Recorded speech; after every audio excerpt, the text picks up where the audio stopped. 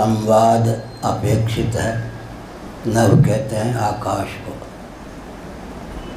सद्भाव पूर्वक संवाद के माध्यम से सैद्धांतिक निष्पत्ति लें, उसके क्रियान्वयन का प्रकल्प सुनिश्चित करें।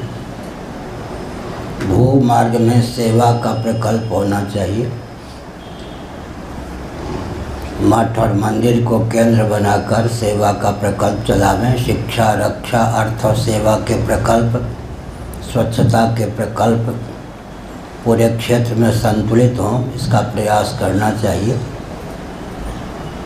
भूगर्भ मार्ग में सेना का प्रकल्प होना चाहिए। नभो मार्ग में संवाद, भूमार्ग में सेवा, भूगर्भ मार्ग में सेना, तीनों का प्रकल्प चलाना चाहिए। एक मैंने संकेत किया। अपनी अपनी भावना होती है।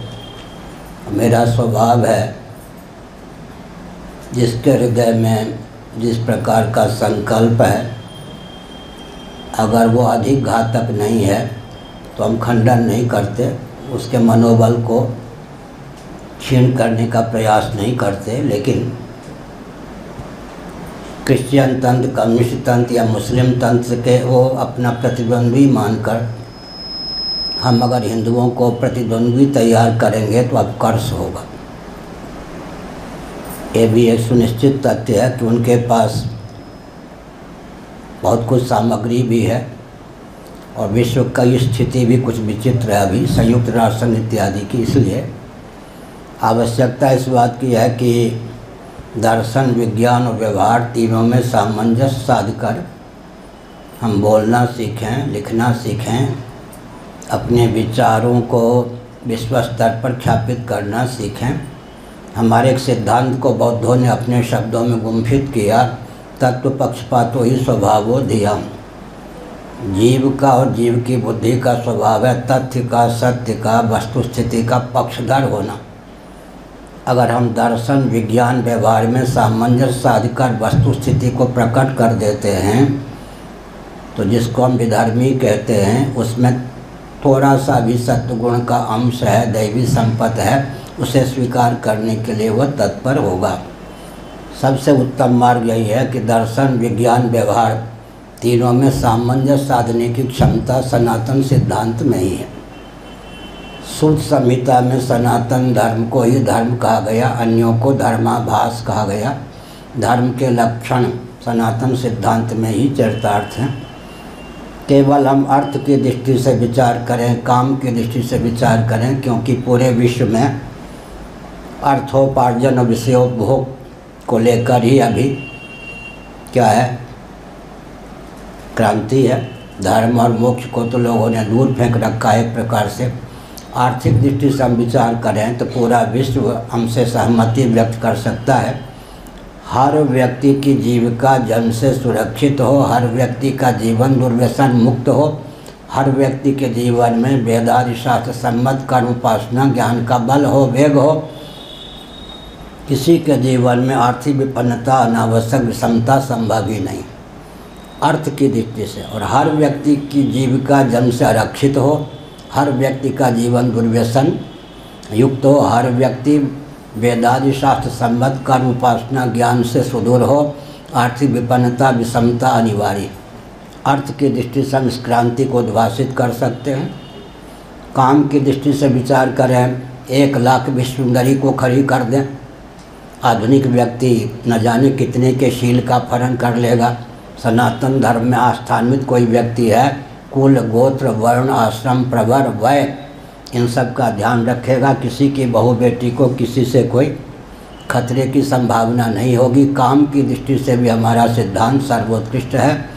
अर्थ की परिभाषा भी आधुनिक जगत को नहीं मान्य। यद्यपि अर्थ की जो आधुनिक परिभाषा है शास्त्र सम्मत नहीं है, फिर भी हम कहते हैं अंग्रेजी में पृथ्वी का नाम अर्थ है।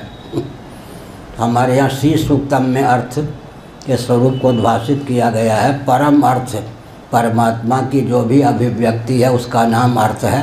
पृथ्वी अर्थ है, पानी अर्थ है, प्रकाश अर्थ है, पवन अर्थ है, आकाश अर्थ है, परम अर्थ परमात्मा की जो भी अभिव्यक्ति है उसका नाम अर्थ है। परम अर्थ परमात्मा की अभिव्यक्ति के लिए जिसका उपयोग और विनियोग है उसी का नाम अर्थ है। अर्थ की दृष्टि से श्रीमद् भागवत के 11वें स्कंद के 23वें अध्याय में यह एक संकेत किया गया है कि द्यूत, मदिरा, जुआ, सट्टा, लॉटरी, मदिरा, नशीली वस्तु आदि 15 दुर्व्यसनों से मुक्त कदाचित कोई अर्थ को कर सके तब तो अर्थ अर्थ है, नहीं तो अर्थ के नाम पर अनर्थ है। श्रीमद् भागवत के 11वें स्कंद के 23वें अध्याय में अनर्थ अर्थ के गर्भ से 15 अनर्थ न निकलें। अर्थ के नाम पर जीवन का उपयोग और विनियोग, राष्ट्र का उपयोग और विनियोग 15 अनर्थों में न हो, इसकी सूची दी गई है 2-3 श्लोकों के माध्यम से, उसको अवश्य पढ़ें। हमने संकेत किया आर्थिक दृष्टि से भी सनातन सिद्धांत सर्वोत्कृष्ट है, काम की दृष्टि से भी हमने बताया। और धर्म के 2 भेद होते हैं, एक भूत कोटि का धर्म, एक भव्य कोटि का धर्म। भूत माने सिद्ध, भव्य माने अनुष्ठेय। पार्थिव प्रपंच को धारण करने वाली पृथ्वी का नाम धर्म है। पृथ्वी को धारण करने वाला सन्निकट निर्विशेष जल का नाम धर्म है। जल को धारण करने वाला सन्निकट निर्विशेष अग्नि या तेज का नाम धर्म है। तेज को धारण करने वाला सन्निकट निर्विशेष वायु का नाम धर्म है। वायु को धारण करने वाला सन्निकट निर्विशेष आकाश का नाम धर्म है।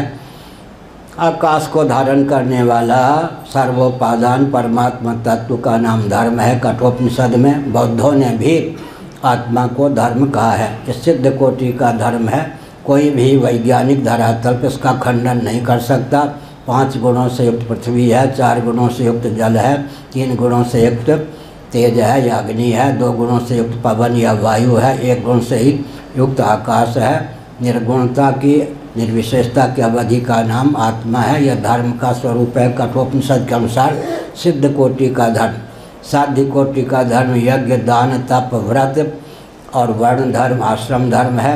यज्ञ करने के लिए मुट्ठी खोलनी पड़ेगी, दान देने के लिए मुट्ठी खोलनी पड़ेगी, और व्रत करने के लिए अन्न जल का संयम करना पड़ेगा, त्याग करना पड़ेगा। तप करने के लिए सुख का भी त्याग करना पड़ेगा। तो यज्ञ, दान, तप, व्रत के द्वारा जीवन में दिव्यता का संपादन हो सकता है। मनु जी ने कहा, लिखा, महायज्ञ से यज्ञ से ब्राह्मीयम क्रियते तनु। यज्ञों के द्वारा, महायज्ञों के द्वारा, भूत शुद्धि के द्वारा, भूत शुद्धि के द्वारा, अंगन्यास के द्वारा, करन्यास के द्वारा जीवन में दिव्य शक्ति का सन्निवेश होता है, दिव्यता की अभिव्यक्ति होती है। गुरुत्व युक्त चुंबक का सानिध्य जंग आदि कालुष्य दोषों से विनिर्मुक्त लोहा को प्राप्त हो जाए तो लोहा सर्वतो भावेन चुंबक की ओर समाकृष्ट होता है। इसी प्रकार अगर हम सनातन विधा से चित्त को शुद्ध और समाहित कर लेते हैं तो चित्त के आकर्षण का विषय आत्मा, परमात्मा, महात्मा ही सिद्ध है। हमारा चित्त ऊर्ध्वमुख हो, सबके हित में हमारे जीवन का उपयोग और विनियोग हो। वसुधैव कुटुंबकम की व्याख्या हमारा यह जीवन है। अगर वसुधैव कुटुंबकम की व्याख्या देखनी हो तो हमारा आपका जीवन ही उसमें प्रमाण है। माता के पेट से श्रीमद् भगवद गीता के 3 अध्याय के अनुसार जेर सहित हम उत्पन्न होते हैं, जरायु प्राणी हैं हम। लेकिन जेर का मूल रूप क्या है? अंडा। माता के पेट में अंडा के रूप में रहते हैं। अंडा का मूल रूप क्या है? माता पिता के रजवीर का सम्मिलित स्वरूप, जिसको कहते स्वेद, और स्वेद का मूल है अन्न। इस प्रकार हमारा आपका जो जीवन है वो विचार करके देखें तो वसुधैव कुटुंबकम की व्याख्या ही है।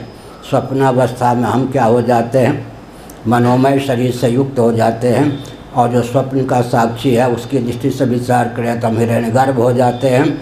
तो हम देवता भी हैं, मनुष्य प्राणी भी हैं, हम देवता भी हैं। इसका मतलब हमारा जीवन ही वसुधैव कुटुंबकम की स्वस्थ व्याख्या है।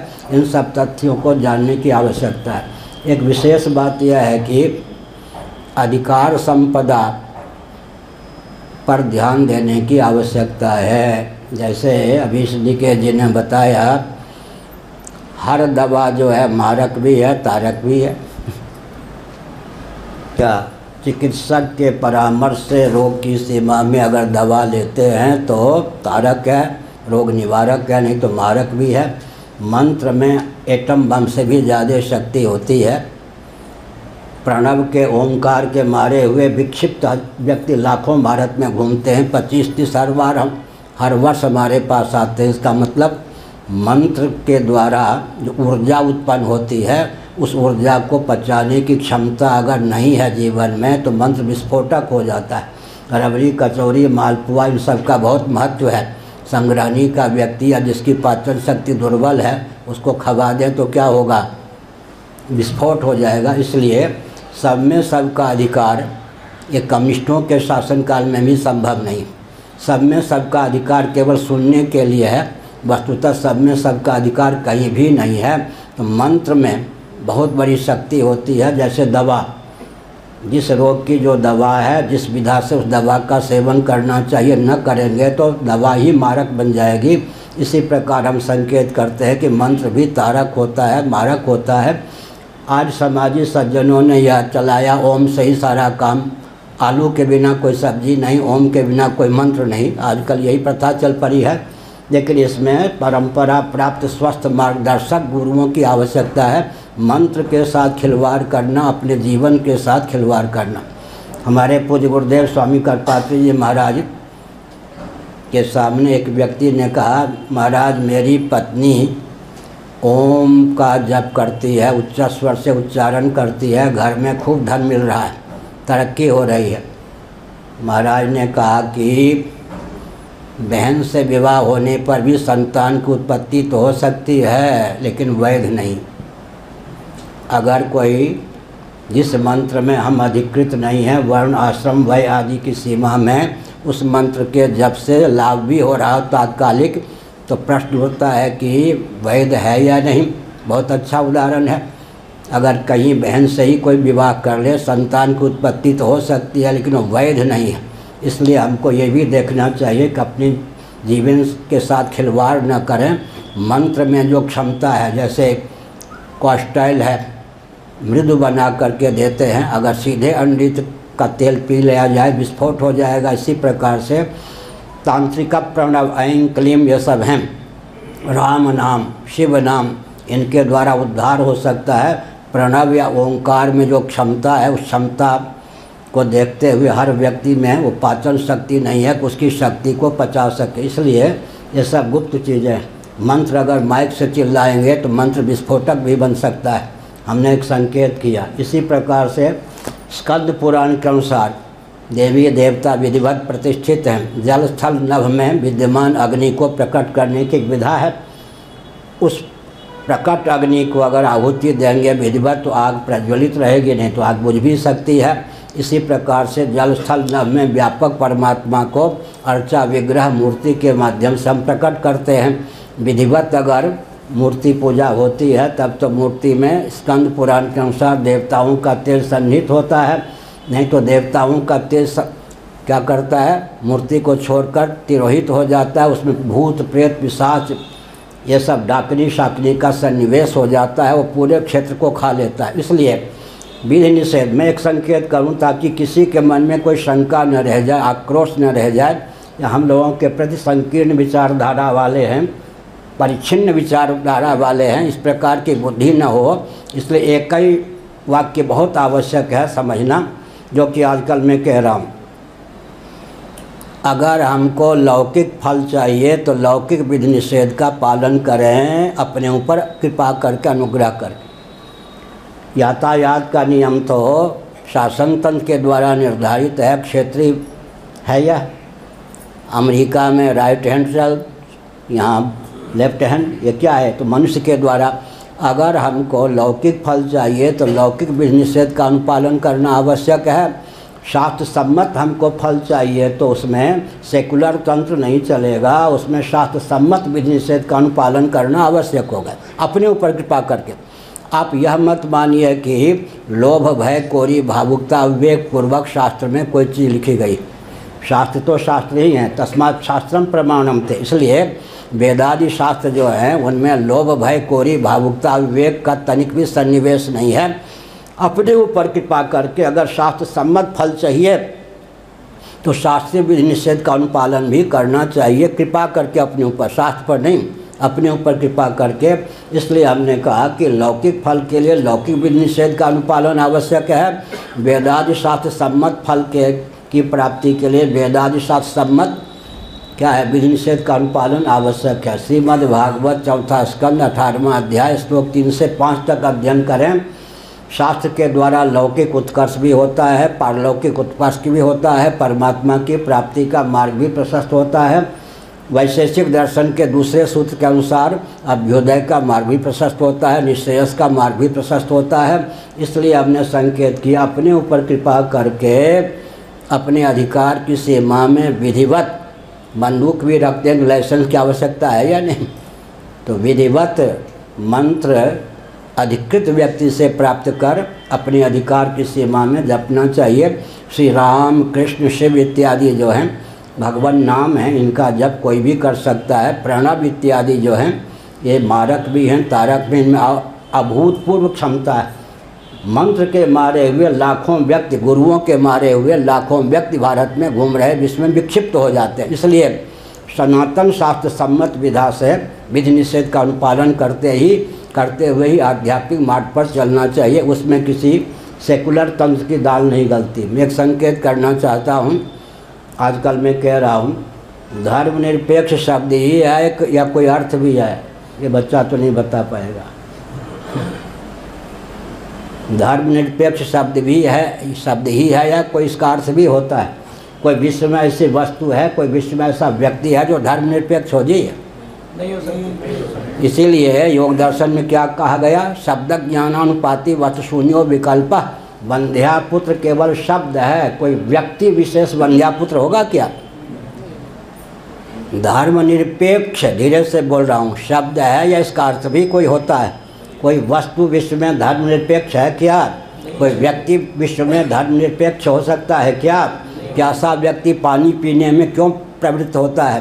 प्यासे व्यक्ति की पानी पीने में प्रीति प्रवृत्ति का नियामक कौन है? पानी अपने गुण धर्म का त्याग नहीं करेगा। इस धर्म पर आस्था करके ये बाल ठाकरे एक हुए हैं, और उस समय उनके चपेट में आकर सुप्रीम कोर्ट, चपेट में आता है हमारे देश का जो माननीय उच्चतम न्यायालय है, चपेट में आता है। जैसे भारत के प्रधानमंत्री ने कह दिया गोरक्षक गुंडे, तो सुप्रीम कोर्ट के जस्टिसों ने भी कहना शुरू कर दिया गोरक्षक गुंडे। गोरक्षक गुंडे हो गए, गुहत्यारे क्या हो गए? गुहत्यारों को गुंडे न कह के भारत के प्रधानमंत्री ने कह दिया गोरक्षक गुंडे, सुप्रीम कोर्ट ने भी नकल कर दी गोरक्षक गुंडे। बड़ी विचित्र बात है। हम एक संकेत करते हैं, धर्मनिरपेक्ष कोई वस्तु है क्या? प्यासे व्यक्ति की पानी पीने में प्रीति प्रवृत्ति का नियामक कौन है? गुणधर्म। जल अपने पानी अपने गुणधर्म का त्याग नहीं करेगा। भूखे व्यक्ति के भोजन में प्रीति प्रवृत्ति का नियामक कौन है? धर्म। धर्म शब्द से ही द्वेष उत्पन्न कर दिया गया। बाल ठाकरे जी के समय में कहा गया हिंदू धर्म नहीं विचारधारा। लो जी, धर्म शब्द से चिढ़, अथा तो धर्म जिज्ञासा था तो ब्रह्म जिज्ञासा। पूर्व मीमांसा का प्रारंभ होता है था तो धर्म जिज्ञासा इस सूत्र से, उत्तर मीमांसा का प्रारंभ होता था तो ब्रह्म जिज्ञासा इस सूत्र से। वेदों के अपूर्व प्रतिपाद्य विषय धर्म और ब्रह्म ही हैं। धर्म शब्द के प्रति स्वतंत्र भारत में इतनी अनास्था उत्पन्न कर दी गई कि बाल ठाकरे जी के समय में कहा गया हिंदू धर्म नहीं विचारधारा है। अरे भाई, धारणा धर्म है, जो धारक हो उद्धारक उसका नाम धर्म है। धर्म शब्द से भी परहेज, बड़ी विकट बात है। तो हमने एक संकेत किया। क्या संकेत किया? विश्व को धारण करने वाला धर्म है। उदाहरणों की झड़ी हमने लगा दी। पार्थिव प्रपंच को धारण करने वाले पृथ्वी, पृथ्वी का नाम धर्म है। जल, पृथ्वी को धारण करने वाला पानी, जल, उसका नाम धर्म है। जल को धारण करने वाला तेज या अग्नि, उसका नाम धर्म है। अग्नि को धारण करने वाला वायु तत्व का नाम धर्म है।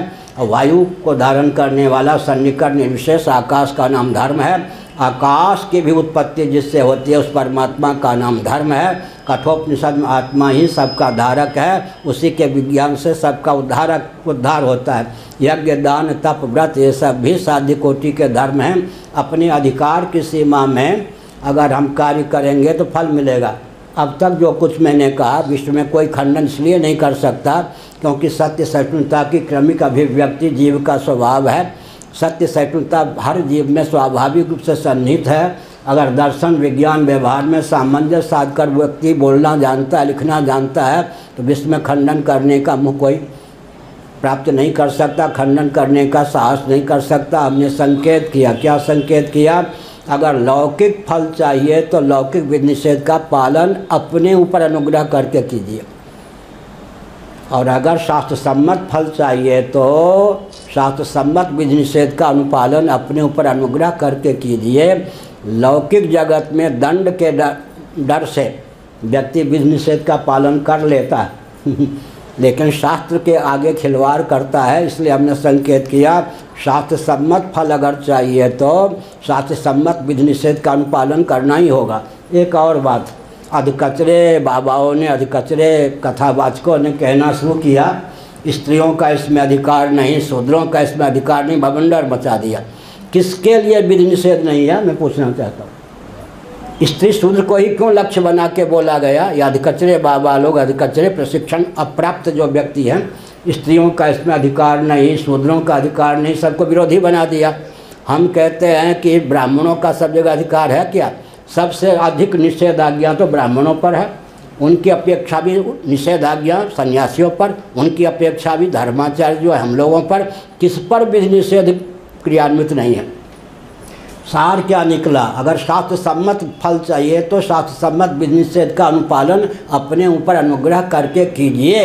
विधि निषेध जो शास्त्रों में हैं उनके मूल में लोभ, भय, कोरी, भावुकता, विवेक नहीं है। इस चीज़ का ध्यान रखना चाहिए। आप सबों का अपनत्व है। इस प्रकार आते रहेंगे तो कुछ परिमार्जन होगा। हमें तो प्रसन्नता होती है, हम खूब चाव भाव से सुनते हैं, लेकिन विचार में एक है क्या है, 90 डिग्री ऐसे बनाते हैं ना रेखा गणित में, थोड़ा भी हो गया तो काम नहीं बनेगा। इसलिए ज्ञान विज्ञान को परिमार्जित करने का भी प्रयास करना चाहिए। बोलेंगे अंतर्निहित भूल भी सामने आएगी। अगर सत्य के पक्षधर हैं और कोई लाड़ प्यार से समझावे तो उसको ग्रहण करने का प्रयास भी करेंगे। आज के प्रवचन का सार हुआ, 10 मिनट हम रखेंगे प्रश्नोत्तर के लिए। आज के प्रवचन का सार हुआ कि लौकिक फल की प्राप्ति के लिए लोक सम्मत विधि निषेध का अनुपालन आवश्यक है, शास्त्र सम्मत फल की प्राप्ति के लिए शास्त्र सम्मत विधि निषेध का अनुपालन आवश्यक है। विधि निषेध के माध्यम से ही फल की निष्पत्ति होती है। क्या विधि निषेध तो सब जगह है। शास्त्र सम्मत फल से हम बचना चाहेंगे तो लौकिक उत्कर्ष भी नहीं होगा। इस संबंध में मैं दार्शनिक धरातल पर एक तथ्य उद्भाषित करता हूँ। विश्व में भौतिकवादियों के द्वारा जो विकास को परिभाषित किया गया, उस विकास के गर्भ से विनाश निकल रहा है या नहीं? भौतिकवादी का अर्थ क्या होता है जी? इंद्रियात्मवादी। और इंद्रियों की गति केवल वर्तमान तक होती। भगवान शंकराचार्य ने लिखा और हमारी आपकी अनुभूति है, इंद्रियों की गति केवल वर्तमान तक होती है। मन की गति भूत भविष्य वर्तमान तीनों कालों में होती है। कालातीत परमात्मा अव्याकृत में भी होती है। इसलिए वेदादि शास्त्र मनोनिष्ठ हैं। इंद्रियों की गति केवल वर्तमान में होती है, भूत और भविष्य में इंद्रियों की गति नहीं होती। इसलिए भौतिकवादियों के द्वारा जो विकास को परिभाषित किया गया उसके गर्भ से विनाश निकल रहा है। इसलिए एक मैं संकेत कर दूं। क्या संकेत कर दूं? सृष्टि की उत्पत्ति का जो प्रयोजन है, मानव जीवन की सार्थकता जिसमें सन्निहित है, इन दो तथ्यों का, दोनों में सामंजस्य है। दो तथ्यों का ज्ञान जिनको नहीं है वे न तो अपने जीवन को विकसित कर सकते हैं, न समाज को विकसित कर सकते हैं। फिर से सुनिए, सृष्टि की संरचना का जो प्रयोजन है और मानव जीवन की सार्थकता जिसमें सन्निहित है, इसको जो नहीं जानता वो अपने जीवन को या समाज को विकसित करने का प्रकल्प चलाएगा तो विकास के नाम से विनाश निकले बिना नहीं रहेगा। सृष्टि की संरचना के प्रयोजन का वर्णन श्रीमद् भागवत के 10वें स्कंद के 87 अध्याय के दूसरे श्लोक में है, वेदस्तुति के दूसरे श्लोक में। बुद्धिं मन प्राणाम जनानाम असजत प्रभु मात्रार्थम च भवार्थम च आत्मनि कल्पनाय च। भगवान ने महासर के प्रारंभ में अकृतार्थ प्राणियों को कृतार्थता का अवसर प्रदान करने की भावना से देहेंद्रीय प्राणांतःकरण से युक्त उनको जीवन प्रदान किया ताकि धर्म अर्थ काम मोक्ष संज्ञक पुरुषार्थ चतुष्टय की सिद्धि हो सके। भौतिक विधा से न काम की सिद्धि होगी, न अर्थ की सिद्धि होगी, न धर्म की सिद्धि होगी, न मोक्ष की सिद्धि होगी। इसलिए लाचारी है कि पुरुषार्थ चतुष्टय की सिद्धि ही जीवन का लक्ष्य हो, लौकिक उत्कर्ष ही जीवन का लक्ष्य हो, फिर भी हमको वेदादि शास्त्रों का अवलंबन लेना चाहिए। विशेष करके गीता प्रेस से हिंदी अनुवाद सहित श्रीमद् भागवत प्रकाशित है। प्रातस्मरणीय पूज्यपाद श्री अखंडानंद सरस्वती जी महाभाग ने अनुवाद किया था। इसी प्रकार उन्हीं के गुरु भाई सनातन देव जी, इन दोनों मनीषियों के द्वारा अनुवाद प्रस्तुत है। श्रीमद् भागवत के 4 स्कंद के 18वें अध्याय के 1, 2, 3, 4, 5 श्लोकों को पढ़ें। इसी प्रकार श्रीमद् भागवत के प्रथम स्कंद के द्वितीय अध्याय के 8, 9, 10, 11 श्लोक को पढ़ें। जीवन को सुव्यवस्थित करने का मार्ग प्रशस्त होगा। उसका सारांश मैं बोल देता हूँ। आप जीविका की उपेक्षा मत कीजिए, पर ध्यान रखिए जीविका जीवन के लिए है। जीवन जीवन धन जगदीश्वर की प्राप्ति के लिए है। जीविका जीवन के लिए है, जीवन जीविका के लिए नहीं है। जीवन है जीवन धन जगदीश्वर की प्राप्ति के लिए। पूरा संसार सदोष और विषम है। सदोष और विषम अनात्मक प्रपंच से मन को कर्षित कर निर्दोष और सम परमात्मा में सन्निहित करने पर ही जन्म और मृत्यु की अनादि अजस्र परंपरा का आत्यंतिक उच्छेद संभव है। एक और संकेत करते हैं, किसी ने बीए पास कर लिया, एमए पास कर लिया, फिर भी बीएड आदि की आवश्यकता होती है नहीं प्रशिक्षण की। शिक्षित तो हो गए, लेकिन लोगों को प्रशिक्षित करने के लिए आपको विशेष प्रशिक्षण प्राप्त करना होगा। होता है या नहीं? शिक्षा शास्त्री।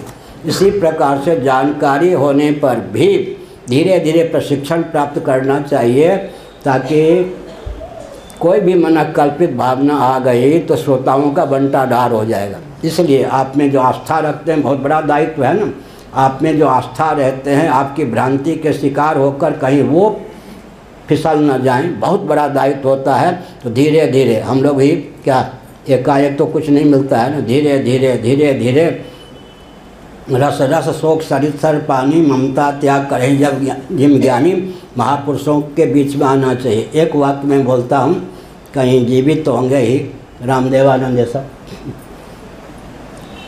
जिसको गुरु गोविंद ग्रंथ से दूरी की आवश्यकता मालूम पड़े, समझना चाहिए मर गया। बाहर से जीवित रहने पर भी उसका विनाश हो गया। एक कसौटी है।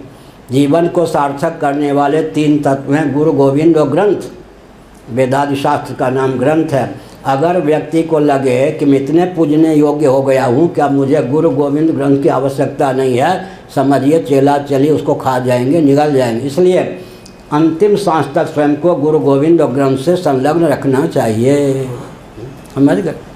अंतिम सांस तक जीवन को अपने आप को गुरु गोविंद ग्रंथ से क्या संलग्न रखना चाहिए। गुरु गोविंद और ग्रंथ निरपेक्ष होकर कुछ भी कहेंगे विस्फोट हो जाएगा। इस रॉकेट, कंप्यूटर, एटम, मोबाइल युग में भी गुरु गोविंद ग्रंथ का अद्भुत महत्व है। वेदादि शास्त्र में जो कुछ कहा गया, उत्पत्ति स्थिति संहृति निग्रह अनुग्रह का विज्ञान, आज भी वेदादि शास्त्रों में जो है उसकी अनुकृति आधुनिक वैज्ञानिक कर रहे। उदाहरण आज मैंने दिया था श्री आनंद वृंदावन में। हम भगवत गीता के 8वें अध्याय के आधार पर विचार करें तो पृथ्वी की आयु आजकल कितनी होनी चाहिए? इस कल्प में पृथ्वी की आयु कितनी होगी? 1,97,29,49,122 वर्ष। अब पूरी सृष्टि की आयु कितनी होती है? 31,10,40 अरब वर्ष। इसका मतलब क्या है? हर दृष्टि से पृथ्वी की आयु, जल की आयु, तेज की आयु, वायु की आयु, आकाश की आयु, महाप्रलय की आयु, इन सब की दृष्टि से, गणित की दृष्टि से भी हमको वेदादि शास्त्रों का अवलंबन लेना पड़ेगा। दर्शन का विज्ञान न होने पर भी आधुनिक गणित में जो विसंगति है, केवल लगभग 28 दोष हमने दिया। शून्य को भावांक न मानने पर आधुनिक गणित में 28 दोषों की प्राप्ति है। वो ग्रंथ प्रकाशित हो ही गया है, लेकिन पूरी में आकर के 2 खंडों में लोगों को उपलब्ध होने का मार्ग प्रशस्त होगा। तो हमने आज जो कुछ कहा उसका अभिप्राय यह है कि ज्ञान विज्ञान में वर्धन होना चाहिए और बड़े लाड़ प्यार से कोई बोलते हो सुनना चाहिए, सुनने की क्षमता होनी चाहिए। महापुरुषों के बीच में हम बोलेंगे, जैसे बच्चे तोतली वाणी बोलते हैं, कभी कभी कुछ का कुछ हो जाता है तो माता पिता धीरे धीरे मुस्कुराते हुए संभाल लेते हैं। ऐसा नहीं समझना चाहिए कि मैं पूर्ण हो गया। सुनिए, मैं तो शंकराचार्य के पद पर भगवत कृपा से प्रतिष्ठित हूँ, सबसे ऊंचा विश्व में मुझे पद प्राप्त है। लेकिन आज भी साथ वाले जानते हैं 8 घंटे कम से कम मेरे रोज़ का अध्ययन है। 8 घंटे में कंप्यूटर पर होता हूँ। गुरु बन के पूजने का पूरा अवसर प्राप्त है, लेकिन साधक बन के रहता हूँ। पूज्य गुरुदेव ने हमको शिक्षा दी, पूज्य गुरुदेव धर्म सम्राट, जो नाम नहीं लूँगा, जो महात्मा जीवन में सिद्ध हुए हों या ना हों, सिद्ध होकर के रहने लगे उनका विस्फोट हो। सिद्ध होकर के भी हमारे पूज्य गुरुदेव 3 बार स्नान करते थे, 3 बार पूजन करते थे, साधक के रूप में अपने को रखते थे, कभी नहीं हुआ। और जिन्होंने सिद्ध रहे हों या ना रहे हों, जिन्होंने अपने जीवन में सिद्धाई का आरोप कर लिया या सिद्ध होकर के भी उनके शिष्यों ने उनको बर्बाद कर दिया, नष्ट कर दिया। इसलिए हमने संकेत किया जीवन भर हम तो अभी भी जिज्ञास होकर ही काम करते हैं, सिद्ध होकर अपने को नहीं रखते। लाभ होता है हमको इससे लाभ होता है। इसका मतलब कर्तव्य प्राप्तव्य ज्ञातव्य शेष न रहने पर भी जो जीवन में जिज्ञास के रूप में अपने आप को प्रस्तुत करता है, उसका जीवन उसके लिए अन्यों के लिए बड़ाना स्वरूप सिद्ध होता है। कुछ पूछना चाहें धर्म अध्यात्म राष्ट्र के बारे में पूछ सकते हैं। आप लोगों का अपनत्व सराहनीय है, आपकी आस्था सराहनीय है।